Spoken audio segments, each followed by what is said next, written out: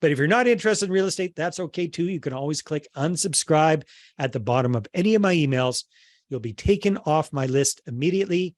I will cry myself to sleep every night for a month solid, but eventually I'll get over it. Okay. And in the meantime, if you haven't had a chance to get back to me, hit reply to this email. I'd love to catch up. Take care. Talk to you soon. Send that sucker off. All right. Now, everybody's always freaked out that, Dave, I'm going to get a ton of unsubscribes if I do that. No, that's not typically how it works. There are millions of real estate investors out there, and most are stuck with just a couple of properties. They want financial freedom, but their small portfolio ends up costing them more in time, effort, and money than it's worth. Getting out of the rat race seems harder than ever. This show will help you do more deals, better deals, and bigger deals. Finally, you'll be able to reach your income and lifestyle goals. How? By attracting and leveraging private money partners and their capital. Now get ready to raise more money, because here's your host, Dave Dubeau. It's Dave here, and this podcast episode is going to be a little bit different because recently I did a live Q&A call, combination of a Q&A call and a training and an interview all bundled into one for folks that are part of the How to Raise Capital 101 group on Facebook, which you're welcome to join if you'd like to be part of that and take part of these kind of live training. So what I'm going to do is chop that up into a couple of different chunks. The first one is the training that we did, which is a big picture overview of how we're able to connect with our prospective investors and really warm them up and get them ready and primed to invest with us. Then I did an interview with one of our rock star clients and what I call a regular Joe capital raiser. Asked him some really good questions, had some great feedback there. And then the third part is we opened up for Q&A for folks that sent in their questions ahead of time, as well as a lot of people that were on the call live. So this first one is just a quick recap of the whole warm-up process. I hope you enjoy it. What we're going to focus on here today is what to do to break the ice and start the conversation when it comes to raising capital. And I call this the warm-up campaign. So you guys, I think it is super, super important that you get started on the right foot when it comes to this whole capital conversation. Why do I think it's so important? Because I screwed it up royally back in the day when I got started with this. So I can remember it vividly, even though it was a long time ago. I had a deal on the go. I didn't have the money. So I was desperately chasing after people, trying to convince them to invest in my deal. And one of the things that I did was I ended up spamming everybody I knew with a PDF copy of the deal, just kind of hoping that if enough people saw this thing, it would sell itself. Well, it didn't work. And in fact, I didn't raise any money for the deal. I lost that deal. But worse than that, I actually turned off a lot of really good prospective investors because I was so clumsy and I just went into it all wrong. So I don't want you to make the same mistake. So here's what we're going to do instead. We're going to break the ice with people before we start talking real estate, right? Does that make sense? We're going to reconnect with them on a personal level first, warm them up, set the stage, prime the pump, whatever you want to say, to get people ready to go with raising capital. So what we've come up with that works very, very well is what I call a warm-up campaign. And this is very, very simple. It's a 3-step email campaign that you can pretty much set up and automate, and it's going to do 80% of the heavy lifting for you. All you have to do is answer people's emails when they get back to you. You don't have to be taking people out on onesie, twosie coffee dates or anything like that. We're trying to call everybody up individually. This is a way to use a combination of automation and email autoresponders to do this for you. So the way this works is, let's say we're doing this on Monday, Wednesday, Friday. The first day would be your warm-up email, number one, and I'll go over each one of these a little bit more, is just a warm, fuzzy kind of communication. Second day, on a Wednesday, you'd send out a different message, a video message. Works like gangbusters. And then the third day, we want to transition from warm and fuzzy, just talking about, what we're up to letting people know we're going to transition into the real estate conversation.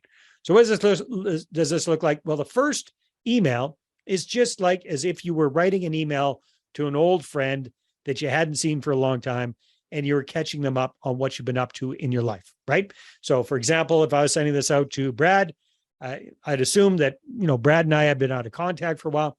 Hey, Brad, it's Dave. Chances are it's been a while since we connected. Just want to see how you're doing, let you know what I've been up to. So here's what's going on in my life, blah, blah, blah, blah, blah, right? Here's what I'm doing. Here's what the wife's doing. Here's what the kids are doing. Remind Brad about what the ages and names of my kids are. Don't go into too much detail, but, big picture overview, the good, the bad, the ugly, what's been going on in Dave's life for the last 3, 4, 5 years. And again, it's important. I say the good and the not so good. So don't make it just, don't do one of these social media post bullshit things where life is perfect and there's nothing ever goes wrong, right? Be a little bit legitimate and genuine with people about what you're up to. So, all of us have gone through some crap over the last few years. There's a thing called a pandemic that put a kibosh on our lives. So talk to people a little bit about how that affected you. In our case, I had a year's worth of events all planned out. I had trips all planned out. That all went out the window, but you don't want to just leave it on a downer. So you always leave on a positive note. So I always compare this to the old Christmas letters I used to get, my family used to get from my Aunt Nadine. So if you remember back to the day, people used to write letters. My aunt would once a year write a big, long Christmas letter, Xerox it, send it off to everybody. And that's how we stayed up to date on what they're up to. So we're going to do a modern day version of that via email. But here's the kicker. At the end of that message, it's very important that we tell them what we want them to do. Hey, it's enough about me. How about you? Brad, please hit reply to this email. Let's catch up. I'd love to hear back from you. Now, here's the beautiful thing about this, you guys. You can do this message once and you can personalize it in an email autoresponder or a CRM system. So it plunks in Brad's name everywhere I want it to go and it personalizes it for it. But we can do that for all 150, 200 people on our list, right? So it seems like it's a more personal message. Then on the Wednesday, a few days after that, I'm going to send Brad another message just in case he didn't get back to me from the first one. So here's the stats, you guys. Typically, if you have about 200 people on your list, you send that first message out, probably you're going to get somewhere from 15 to 25 responses. Okay? That's just the way things work. Send a second message out, you're probably going to get about that many responses back again. Now, you might say, well, that doesn't sound like very many responses. There is money in those connections, you guys. That is gold. All right. So the second message I'm going to send out, same idea, different modality. I'm going to do a video message, a short little video. Same idea.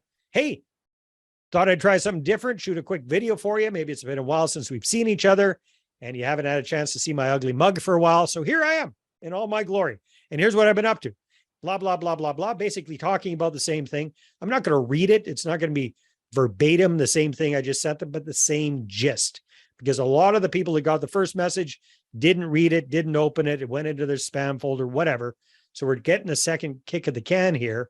And the video just works so much better because it's live and in person. Like if I had just told you guys, hey, here's a big long letter explaining everything we're going to talk about here today, it wouldn't have been as appealing as you showing up here live on Zoom and seeing our handsome faces, right? That's what it's all about. So it's just that connection, and it goes a lot further. And here's the good news, you guys. You don't need any special equipment. If you're here on Zoom and I can see you, you got all you need to make this happen. You don't need a special studio setup either. Do it in your living room. Just make sure the lighting is good. So whatever you're doing, make sure that the light is coming from behind the camera on you. You don't have a big picture window behind you that's going to wash it all out. That's going to make it pop a lot better. Okay. What do we do with the video once we got it? Just put it up on YouTube as an unlisted video. And we're going to use that link. So you don't have to worry about it going viral. Not that it would anyhow, but you're just going to have it unlisted and you're going to send people that link in an email that encourages them to click on that. If you want to get fancy pants, you can do a screenshot of the video, make it linked in there, put that in the email. And the whole goal is just to get them to click to watch that. And then again, at the end of it, say, hey, you don't have to shoot a video, but I'd love to hear back from you. If you haven't had a chance to get back to me yet, hit reply to this email. I'd love to catch up. Okay. And then now we have set the stage to transition into the real estate conversation. So on Friday, we would send out the transition message, right? And this is kind of different. So we're going to give people the heads up that we're going to keep in touch with them. We're going to change the topic to real estate investing, and we're going to encourage them to unsubscribe if they'd really rather not hear about us and what we're up to with real estate. Okay. So a transition message goes something like this. Hey, it's Dave. It's been really good reconnecting with you over the last week or so. Just want to let you know that moving ahead, I plan on doing a much better job of staying in touch because I've kind of sucked at it up to date. And I want to let you know what I'm up to with real estate investing. Real estate is something I'm doing really well with. I'm really excited about it. And in fact, I think real estate is the best way for everyday folks like you and like myself to get a good, solid return on our money that's backed by something real and tangible, a real piece of property. And hey, who knows? Maybe sometime in the future, you might even want to partner with me and share in the profits on a deal. But if you're not interested in real estate, that's okay too. You can always click unsubscribe at the bottom of any of my emails. You'll be taken off my list immediately. I will cry myself to sleep every night for a month solid, but eventually I'll get over it. Okay. And in the meantime, if you haven't had a chance to get back to me, hit reply to this email. I'd love to catch up. Take care. Talk to you soon. Send that sucker off. All right. Now, everybody's always freaked out that, Dave, I'm going to get a ton of unsubscribes if I do that. No, that's not typically how it works. We've done this a couple of 100 times with clients. And typically you're getting 3, 4, maybe 5 people unsubscribing out of 200. Now, you might get a few more later on, but right off the get-go, you don't get that many. And the reason is you're reaching out to people you already have a pre-existing relationship with, your network. They already know you. They already like you. They're not going to unsubscribe usually. The second reason is we kind of kicked in that curiosity with, hey, who knows? You might want to share in the profits. Ooh, everybody likes profits. So they're curious about that. And third of all, I guilt them. Right? Hey, you can click unsubscribe. I'll cry myself to sleep every night for a month solid, but eventually I'll get over it. I say with a smile, but again, it's a little bit of a guilt trip for them. And you guys, this works like gangbusters. Here's one of our clients that we just did this with recently. This is within the month.